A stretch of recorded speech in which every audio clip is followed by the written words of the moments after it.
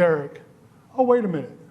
Many of you may not know who this young man is who got up and read scripture for us. So Derek, please stand. And Robin, Derek's wife, this is the one y'all affirmed to call for the Family Life Ministry here. Derek Tompkins, Robin Tompkins.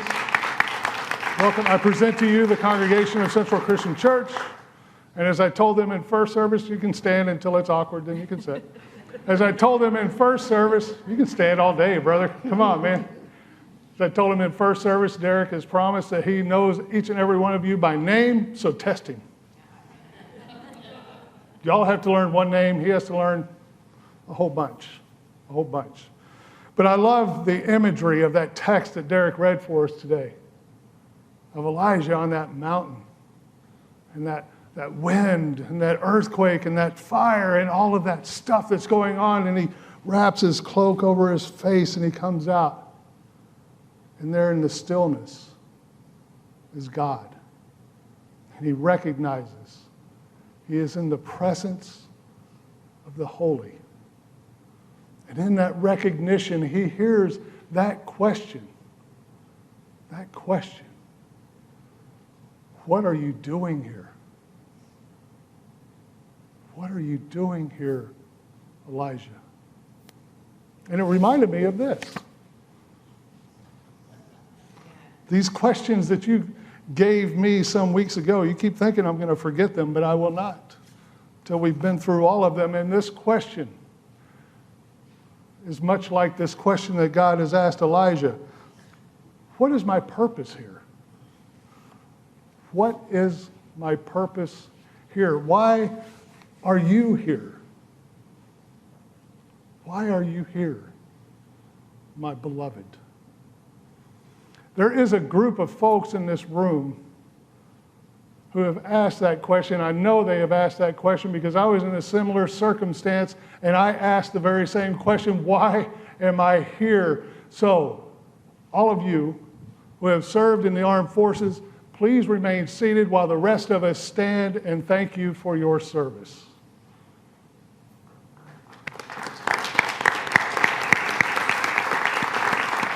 Thank you. And I know that each and every one of you who have served in the armed forces at least once in your career said, why am I here? I know that I served in the forces. I was in the Air Force. And my first day of basic training was probably the longest day of my life. And I asked that question, what am I doing here? Because see what happened was, we flew into San Antonio, which is where basic training is for the Air Force. They had a bus there for us. So we all get on the bus and we go out to the base and we pull up to the reception hall, whatever it's called, the big building where they process you in. Bus driver opens the door and says, okay, you're home, everybody out. So everybody starts piling out of the bus. And I'm in the back of the bus. I'm waiting for it to clear out a little bit. And these folks are getting out and going up towards that building. And out walks this lady who was to be our drill instructor, our technical instructor. And she came out of the building, and she was not very happy that we were getting off of the bus. And she proceeded to express her unhappiness in language that was rather harsh. In fact, I think about every sixth or seventh word is a word I could share with you here. Otherwise, it was a very, very harsh command to get back on the bus. And so folks did a U-turn and started getting back on the bus. And I'm still sitting there in the back. And she comes up on the bus. And then the sheer silence of that moment. Someone called her by a name that was not her own. We'll just leave it at that. And what happened next reminded me of many cartoons that I have seen when the character's head spins around and around, then explodes. Her head did that. And the rest of her body got off of the bus. And a few minutes later, from the building came Technical Sergeant Quick. Technical Sergeant Quick was about 5'0", but stood about 6'8". And he came up on the bus, and he proceeded to tell us how badly we had messed up. And of course, that is not the language that Technical Sergeant Quick used, but he expressed it in his own beautiful language. So for the next, I believe it was about 7 hours, we learned the position of attention. As we stood out in front of that building where they received people in at the position of attention for hour after hour, watching bus after bus come in, everybody process through, get on the bus and go on their way, we stood there at the position of attention. So finally, after hours of doing this, they finally took us in, ran us through the in-processing, took us to the barracks, where once again, we got to stand at the position of attention. By now, it's like 2 in the morning, I'm guessing. I have no idea. So we're in formation, standing there at the position of attention. And Technical Sergeant Quick had taps on the end of his boots. This is the kind of guy he was. So you could hear him coming. He'd tap those taps. So I'm standing there looking straight forward, and he comes up to me. And he looks up at me. And I'm looking down at him.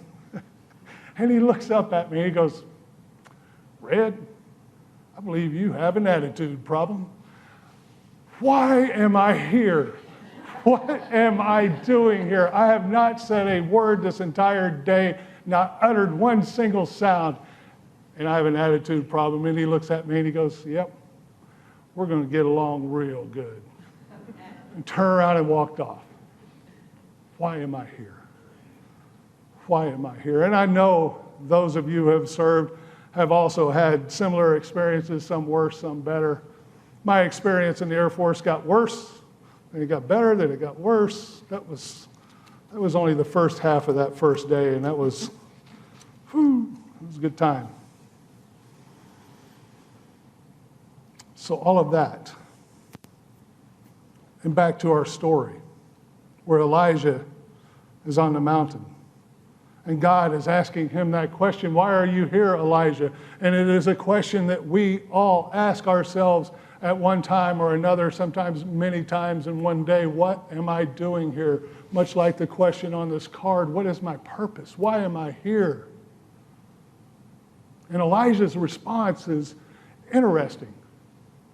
Because in the safety and security of this place here with you, I'm thinking, God asked me in the presence of God, God's self, why are you here? I'm thinking, because I've had time to think about it, I am here because you are here, God. I am here because I long to be near you. That's why I am here. But that was not Elijah's response. Elijah's response was, I have been very zealous for the Lord, the God of hosts. For the Israelites have forsaken your covenant, thrown down your altars, and killed your prophets with the sword. I alone am left, and they are seeking my life to take it away. Elijah's response to God's question is, hey man, I've been out there. I've been doing the work. The people are not responding. In fact, they're out to kill me. That's why I am here.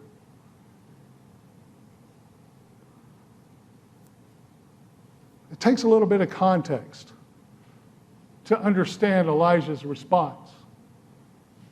In the story of Elijah and his ministry, his prophecy, the work that he did at God's call, takes place in 1 Kings chapter 17. Help me out here, Derek, to 22, 23 somewhere. Thumbs up? Yeah, thanks. And he had a rough go of it. And a lot of it sounds pretty familiar. There was a drought in the land. A pandemic, a drought. Yeah, a little different, but not a lot. There was a drought in the land because the king of Israel was the son of the worst king ever. It says it right there in the text. The worst, the very worst. But the thing is, the king of Israel at that time was worse even than his father, who at that point was the worst. So you have the worst king ever in Israel. In fact, he was so bad that he married a woman named Jezebel, who was a devout follower of the pagan god Baal. And this Jezebel and King Ahab were converting, if you will, the people of Israel to be followers of Baal. And so God calls Elijah into this ministry, into this mission, into prophesying before this king that the reason for this drought is because you are the worst ever, dude. And so then Elijah challenges Jezebel and her prophets to a duel on Mount Carmel. He says, come on, bring all your prophets, meet me on this mountain. So they take up the challenge. They go up there, and Elijah tells them, okay, we're going to get 2 bulls. You're going to take a bull. You're going to set up an altar. You're going to sacrifice that bull, but you are not going to start that fire. You are going to call on your god Baal to start that fire for that burnt offering. And they say, yeah, we'll do that. So they do it. They set it all up, and they start praying to Baal, this god, this false idol, if you will. And all day long they pray and they call out, and nothing happens. And of course, Elijah's over on the sidelines going, hey, come on, just yell a little louder. He'll hear you sooner or later. Nothing happens. And so it's Elijah's turn. And he sets up everything, and the altar is set, and the sacrifice is on the wood, and he calls to God, you are God. You are the one living God. Show your people, and God does. Into flames and the burnt offering. And not only the offering, but everything that's right around it is consumed by the flame of God's passion. This doesn't go over very well with Jezebel and Ahab. So Elijah is on the run. And that's how Elijah ends up where he is. Because he hightails it from there with his servant, and they go as far south as you can possibly go and still be in the land of Israel. Somewhere around Port Aransas, I believe. Elijah leaves his servant there, and he continues further out into the wilderness, out into the desert. And what does he do there? He gives up. He gives up. He's tired. He's done. He lays down under a broom tree and just says, God, just take me. Just take me. I'm no better than any of those that have come before me. The people aren't listening. I am done. But what was God's response? God sends a messenger, an angel, who taps Elijah on the shoulder. Says, Elijah, get up, eat, and drink. And there on the stone is a cake and some water. So Elijah gets up. In the middle of the desert, this cake and this water appear. Elijah gets up and eats and drinks and lays back down to sleep again. And again, the angel taps him on the shoulder. Get up, eat, and drink, for you need nourishment for your way. And Elijah gets up again and eats and drinks. And on that nourishment, he is carried all the way to Mount Horeb, otherwise known as Mount Sinai, that place where Moses had encountered God. And he gets to Mount Horeb, and he goes to the cave. One can presume it's the very same cave that Moses stayed when Moses encountered God on this very same mountain. And so when Elijah encounters God on this mountain, and God asks Elijah, hey, Elijah, what are you doing here? Elijah's response is much like this question. Why have we taken God out of our country. I get it. No flag, no prayer in schools, erasing our history. We've made God political.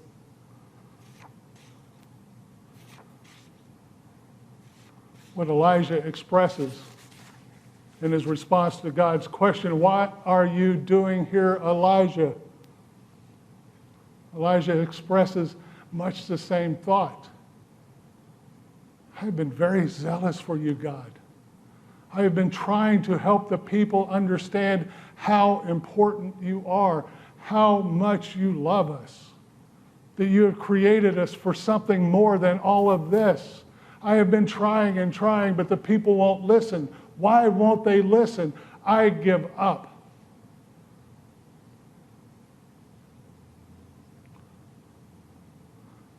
When we get tired, our ability to see the big picture narrows. And in Elijah's response, I think we can hear that even in the presence of God, God's self, all Elijah could see was what he thought should be happening. All he could see was what he thought should be happening.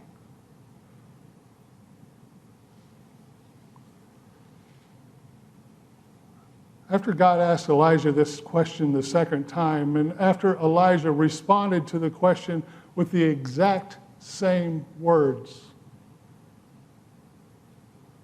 God gave him clear instruction of what he was to do next, to appoint a successor, to go and anoint a king to succeed Ahab, to go and do these things.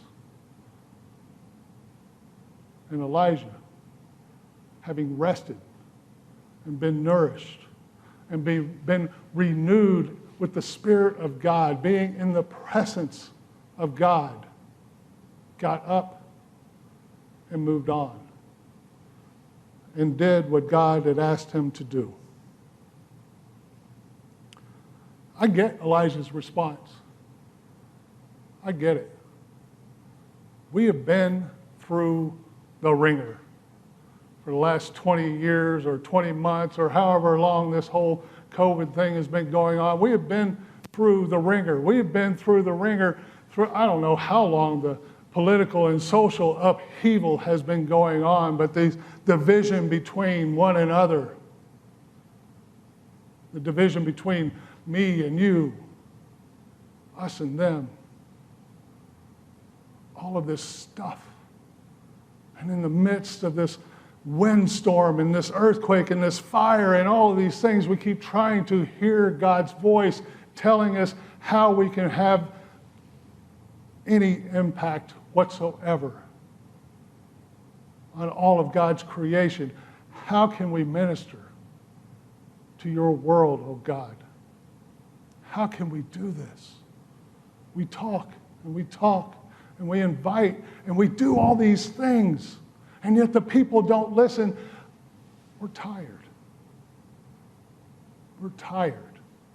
And it's not just the get a good night's sleep kind of tired. It's a tired that is bone weary. Tired. Tired like this one that we saw yesterday at the Fort Worth Zoo. Let's see that. Yeah, that kind of tired. Where we just want to zoom in on that. Where we just want to crawl up on the pallet, put a blanket over our head and hide for a little bit. That kind of tired. That's the kind of tired Elijah felt. And I think that's the kind of tired we feel too. But the good news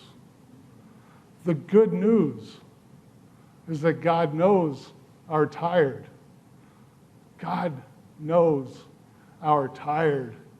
And God sends a messenger who will tap us on the shoulder and say, get up, eat, and drink, for you need nourishment, and rest, for you need rest.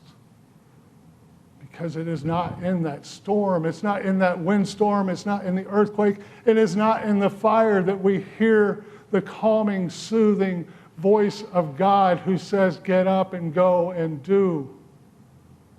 It is in that rest and in that very fine silence that comes after the storm, where we can hear God's small and still voice saying, "Get up and go."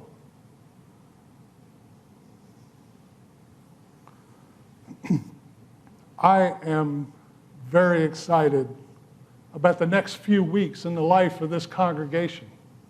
First of all, we have young Master Derek, who has joined us. Bonus, he brought Robin. Next week, we will have the installation service for Derek here in this service at 11 o'clock, where we'll celebrate and recognize God's call for his ministry here in this place. Tonight, at 6 o'clock, in this very space, we are going to gather together in worship and celebration of all of the hard work that the leadership of this congregation has been doing over this past year. We are going to affirm the work that they have done in creating a guide for how we are going to resource the ministries of this congregation as we grow and live and share our faith together in this coming year. We will do that here tonight at 6 o'clock. I hope you have had an opportunity to look over the materials that you were given. I hope you have taken the opportunity to talk to one of the 36 odd folks who have been working on all of this stuff to understand the process that they have used to arrive at the guide that they have arrived at. But at 6 o'clock tonight, we're going to worship and celebrate together all of their hard work and all of the blessings that God continues to place before us. And so next week we have the installation, and guess what the week after that is? Advent is here. I don't mean to instill panic in anyone, but Christmas is coming. And the good news is that Advent this year is going to be our time of rest. No expectation other than to be present in that very fine silence that accompanies the presence of God. Because in that very fine silence is where we will be rejuvenated, where our bodies and our spirits will be renewed, and where once again we will hear that small, still voice of God reassuring us, comforting us, calling us to get up and go forward and do the work that God has created us to do. So I am very excited about all of these things that are coming up, because each and every one of us asks that question: what am I doing here?